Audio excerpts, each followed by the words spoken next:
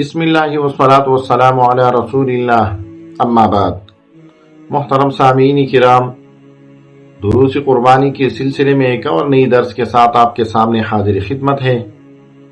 آج کا ہمارا درس قربانی کی حکمت سے متعلق ہے کہ قربانی کون سی حکمت یا حکمتوں کی وجہ سے ہم پر لازم کر دی گئی ہے۔ یاد رکھیے، قربانی ہمیں یہ بات سکھاتی ہے کہ اللہ جل شانہ کی حکم کی مکمل اطاعت کی جائے۔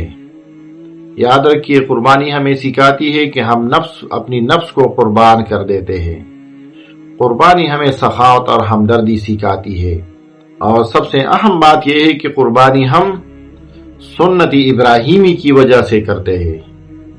اللہ جل شانہ نے ابراہیم علیہ السلام کو جب حکم دیا کہ اپنے بیٹے کو ذبح کر دو، اور ابراہیم علیہ السلام نے پھر جب قربانی کا ارادہ کر دیا، اپنے بیٹے کو گھر سے باہر دور لے جا کر قربانی کرنی چاہیے، اور جیسی ہی چھری اس کے گلے پر پیرنے کی کوشش کی تو آیت نازل ہوئی، وَفَدَيْنَاهُ بِذِبْحٍ عَظِيمٍ، یعنی آپ کی قربانی ایک عظیم قربانی ہے کہ آپ نے اللہ جل شانہ کی رضا کے لیے اپنے بیٹے کو ذبح کرنا چاہا، اور اسی وجہ سے اللہ جل شانہ نے جنت سے وہ مینڈا بھیجا، اس کو ذبح کر دیا گیا، اور اسی سنت ابراہیمی کی یاد میں ہم آج عید الاضحیٰ کے دن قربانی کر دیتے ہیں، اور یہ سنت ابراہیمی تا قیامت جاری و ساری رہے گی۔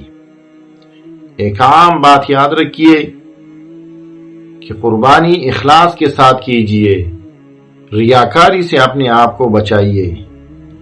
جانوروں کو جب خریدتے ہو تو کوشش کر لیجئے کہ ہر قسم عیب سے خالی ہو۔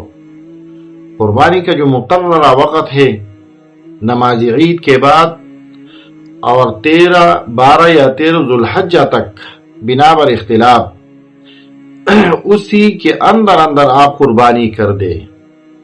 اسی طرح قربانی اس میں حقوق العباد کا خیال رکھیے، فَكُلُوا مِنْهَا وَأَطْعِمُوا الْقَانِعَ وَالْمُعْتَرَّ۔ اسی طرح گزشتہ درس میں ہم نے بیان کیا تھا کہ قربانی کا جو اصل مقصد ہے وہ اللہ جل شانہ نے جو بیان کیا ہے کہ لَن يَنَالَ اللَّهَ لُحُومُهَا وَلَا دِمَاؤُهَا وَلَكِنْ يَنَالُهُ التَّقْوَى مِنْكُمْ۔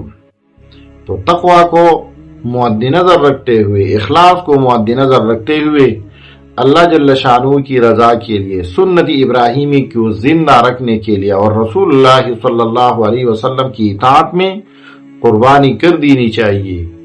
گوشت کا تقسیم رسول اللہ صلی اللہ علیہ وسلم کی سنت کے مطابق ہونی چاہیے۔ صرف سارا گوشت اپنے گھر میں نہیں کھانا چاہیے، اگرچہ یہ جائز ہے کہ سارا کا سارا گوشت جو ہے وہ آپ خود کھا لیں، لیکن قرآن کریم نے جو حکم دیا ہے فَكُلُوا مِنْهَا وَأَطْعِمُوا الْقَانِعَ وَالْمُعْتَرَّ، غریب و فقراء و مساکین کا خاص خیال رکھیے۔ تو یاد رکھیے، قربانی اللہ جل شانہ کی رضا کے لیے کیجیے۔ اگر آپ صاحب نصاب ہے تو ٹال مٹول سے کام نہ لیجیے، صحت مند جانور خریدیے۔ پورے سال میں اللہ جل شانہ نے آپ پر صرف ایک قربانی لازم کی ہے۔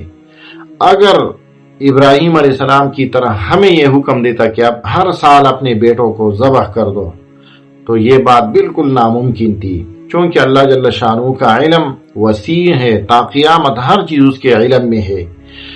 تو ابراہیم علیہ السلام نے تو اللہ جل شانہ کے حکم کے لیے اپنے بیٹے کو ذبح کرنا چاہا، لیکن ہم یہ کبھی بھی نہ کر سکتے، لہذا ہمیں اخلاص کے ساتھ صحت مند اور ہر قسم عیب سے پاک صاف قربانی کے جانور کو خریدنا چاہیے، اور اللہ جل شانہ کے رضا کے لیے اس کو قربانی کر دینی چاہیے۔ اس کا چرم جو ہے، کھال جو ہے، وہ ایسے طریقے پر اس کی صدقہ کر دے تاکہ وہ بھی آپ کے لیے باعث نجات بن جائے۔ اللہ جل شانہ ہمیں اخلاص کے ساتھ قربانی کرنے اور اس کی روح اور حکمت کو سمجھنے کی توفیق عطا فرمائے۔